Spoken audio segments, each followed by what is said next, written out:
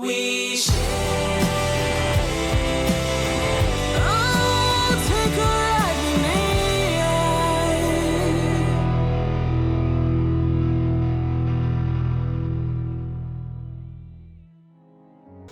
Yeah, I'm David Zachariah from the northwestern parts of Nigeria. My ordeal was a challenging one. It really challenged me, and I believe it's going to challenge you and inspire you. This happened 2000. There was this crisis that I personally experienced. It was a mixture of fear, adventure, even love. But the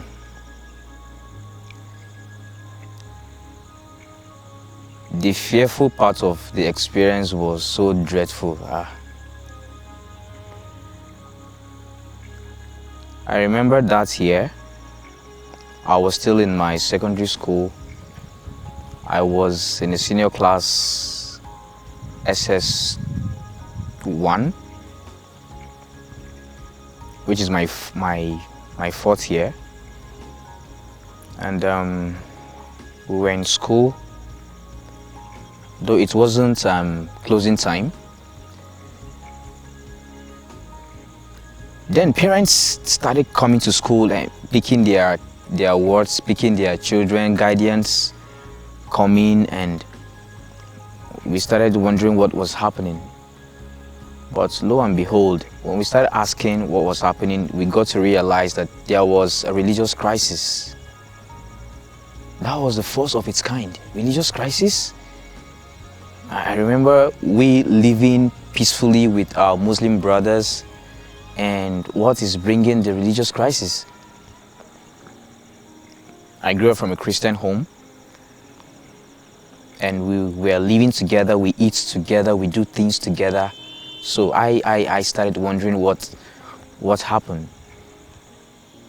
Okay, and I also remember that sometimes my other brother takes me to school, and when it's closing time, I go home sometimes myself, and sometimes I follow a friend back home. But that day, because of the confusion everywhere, and people were scattered, people were running helter-skelter, and there was nobody to take me home.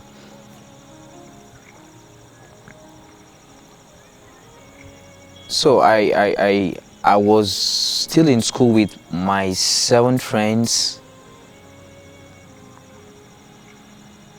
That is those of us who are, I think, a bit distant from the school.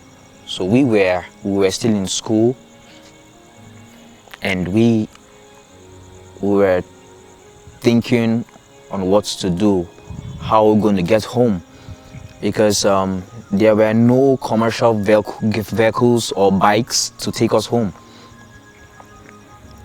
Then we decided to trek it home. We took the risk. But lo and behold, we got to a point, a place where we found some persons, and they were disguised in, they painted their faces with some bluish substances like that. You cannot really recognize them from the way they were looking. They were not wearing shirts. Some of them were huge, some were thin, some were... So we're like, fear gripped us. I'm like, should we just boldly walk into these people and pass, or should we turn back and return back to school? While we were still pondering, they saw us. They took their bows and arrows, they took their axes, They took their sticks and they called us to come here, and we refused. And before we know it, we started running. They started chasing us. I remember 2 of us were shot. I don't know, I cannot really tell if these 2 persons are dead today. Up to today, I can't say. This happened way back in 2000. We got to a place where somebody from nowhere came out of the blue with a bike. Hey, where are you guys going to? And he saw that people were chasing us, and he sharply asked us to come and climb the bike. A bike that can just take how many persons? Just 2 persons maximum. Took 5 of us. And that was how he zoomed off. We went back to school. We sat outside because the school gate was locked. That was when I began to pray, and for the first time I was somehow close to God. I started singing, He leadeth me, oh blessed thought. I was singing, I was reciting Bible text. I was promising God that if He will get me out of this, I promise I'm going to serve Him.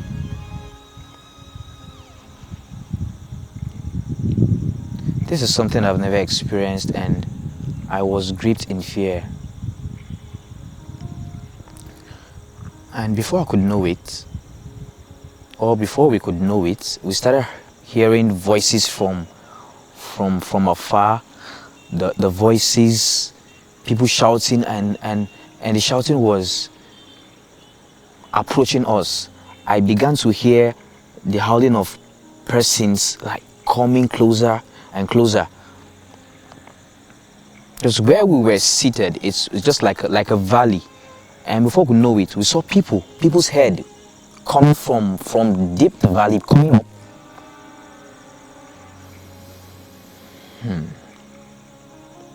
We started running again. This time we were running and we never knew where we were running to. I remember I have a friend. His name is Isaac Gimberson. We ran to a particular place close to Isaac Gimberson's house.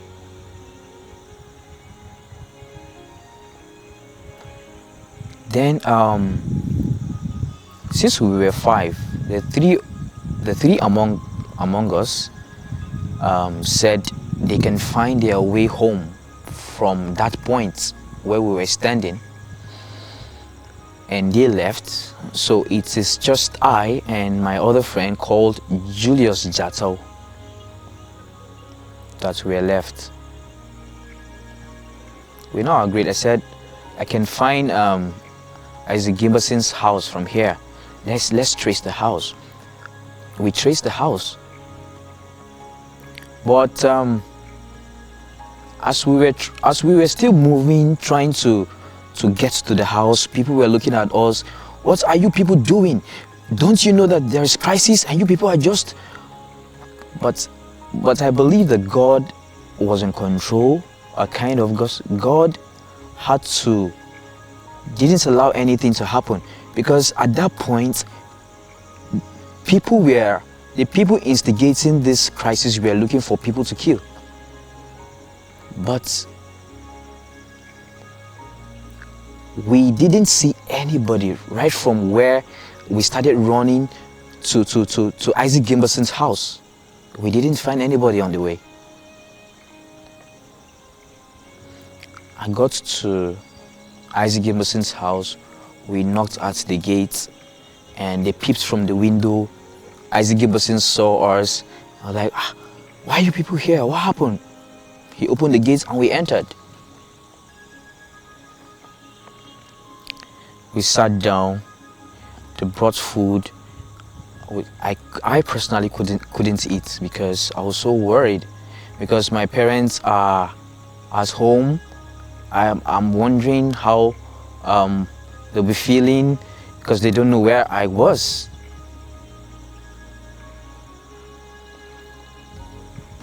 I didn't grow up from a very wealthy family. I, I grew up from an average home, and there was nothing like, we don't have these smartphones we're having now. We're having the landlines, the telephone, but we were not having telephone in our house. But my friend was having, they do have telephone in their house. It was easy, it was very easy for him to call his parents.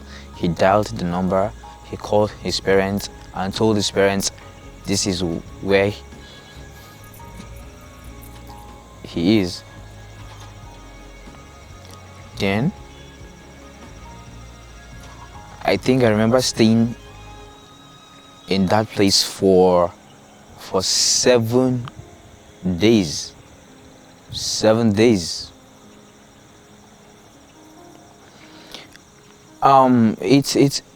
It started becoming adventurous somehow, because the family was a very lovely family, and I decided on what to eat, and that is the adventurous part of it.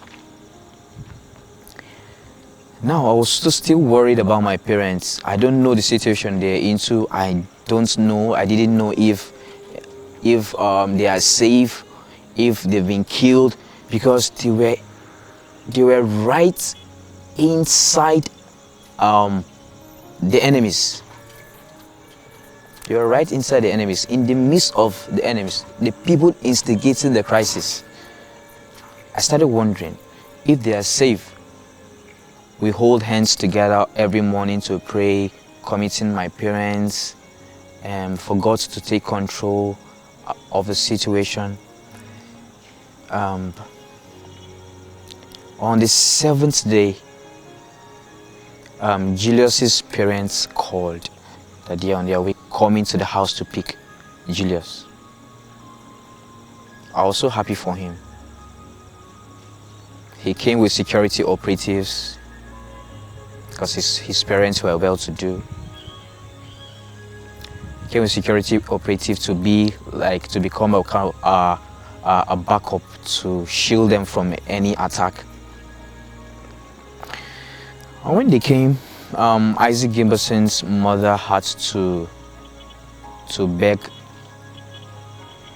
that I should also be taken along with them, if there's a way they can help to take me home to unite with my parents.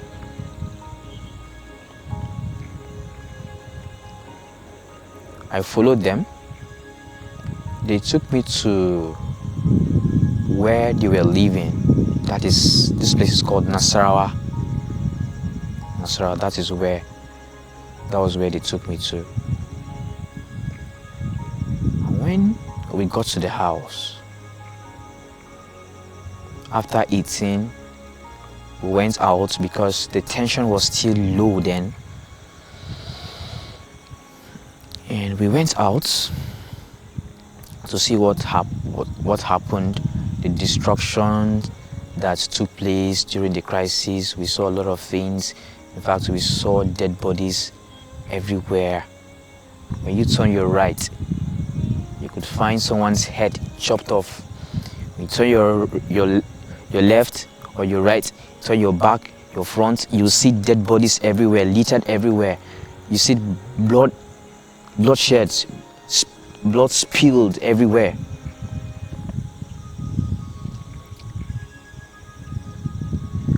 I started shedding tears. Someone tapped me from behind, and I was so startled. I was afraid. When I turned my back, it was somebody that I know so well. She's a member of our church. She's like, "David, what are you doing here?" You are here and your parents are worried about you? I told her, I explained everything. She said, right now I am going to the barracks. That's where your parents are. They couldn't stay in the house. They had to run to the barracks to seek for refuge. Then why are you here? I want you to follow me. Let's go right now so that your parents will see you. They've been looking for you. And I told her I can't follow her because I'm under someone's custody. But Julius, my friend, told me as long as I found someone who will take me home, I should follow her. He's going to explain to his father that I've gotten someone who's going to take me home. And that was how I followed her. We got to the barracks. The barracks was filled with a lot of refugees. When we got there, my parents were nowhere to be found. They told me they all gone back home. They asked someone to escort me home. So there's a limit to where they can stay. They can stop. They stopped there, and they went back, and I got back. I went home. So now when I entered the house, the compound, because we were living in the compound, when I entered the compound, I realized that there are a lot of persons in the house. I felt there was a wake up for me, because people were in the compound talking about me. I remember one of the church elders, I heard his voice. He was the one comforting my father, telling my father, don't worry, I believe that David is alive. I believe he's just somewhere seeking refuge. So I waited for a while. I felt somehow to just walk into the compound for people to see me. I stood for a while, and the famous Olatunji was the first person who saw me. When I entered, he saw me and he shouted, David is alive. David is back home. So the people inside their rooms came out. When they heard that David is back home, they came out. They started shouting. They came and raised me. I was like, welcome. I was in my uniforms. So my father came out. My mom also came out. I saw my father shedding tears. What happened? When I was explaining to him, I started shedding tears too.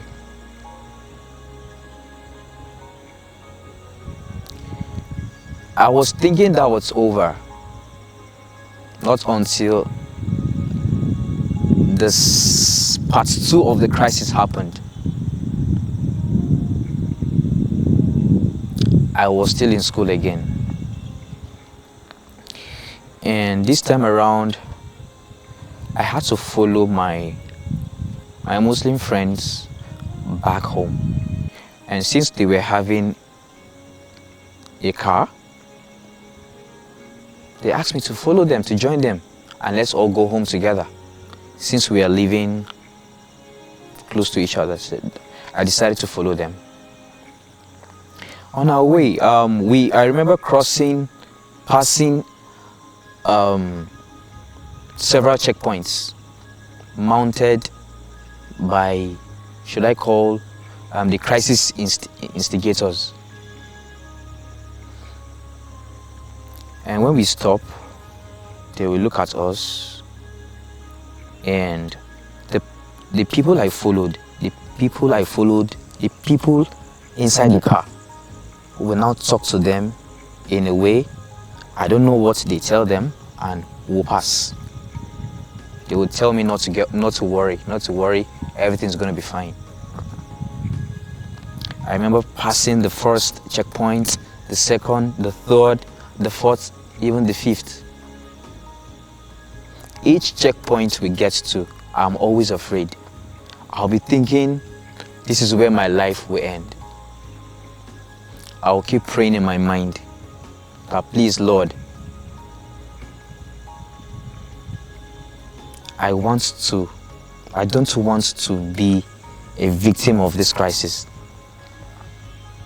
I want to scale through. Please help me. And that was how I crossed all this. I passed all these checkpoints.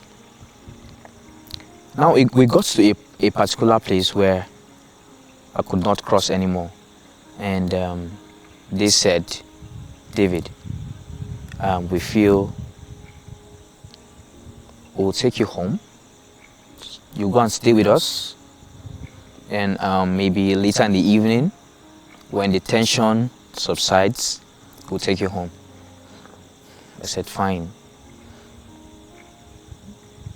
And that period was Ramadan period. I can't forget that. And since it's Ramadan period, it's fasting period, and they don't eat. Like we all know, when they are fasting, you don't eat until when it is time to break your fast, which is normally in the evenings around 6 p.m. I entered the house. I sat down. The mom welcomed me, and the elder brother, Yakubu's brother, explained to the mother, this is what happened. And she said I shouldn't worry myself. I should relax. Everything's going to be fine. Do you believe that Yakubu's mother went to the kitchen and prepared food for me? She prepared food for me.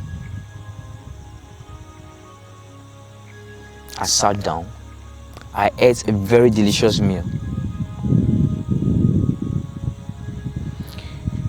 And after that, I remember playing some TV games with Yakubu. We had some time together, and when it was evening, he told me to get set and let's go home. He's going to take me home. So on our way home, he had to pass the roadblocks again. The people instigating this crisis were still there standing, waiting for whoever they can lay their hands on. And that was how we passed peacefully.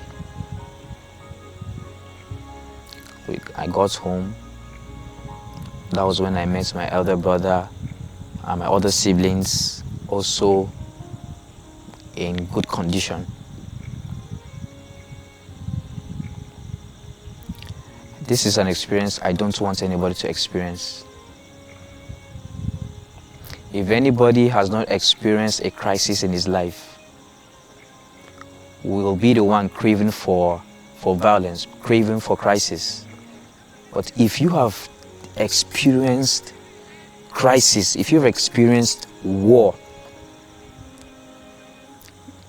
you will never want to experience war again. Because I experienced that. It only lasted for some days, but I know what I passed through.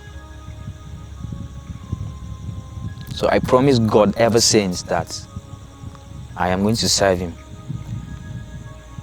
And I still believe He has kept me up to this moment because He wants me to accomplish something for Him. And I'm willing to accomplish that. Instead of violence, embrace peace. Peace is not expensive. Peace is cheap. If you buy war, it's going to be expensive because you're going to buy weapons. Instead of you to buy violence, I implore you to embrace peace. Peace is free. It is cheap.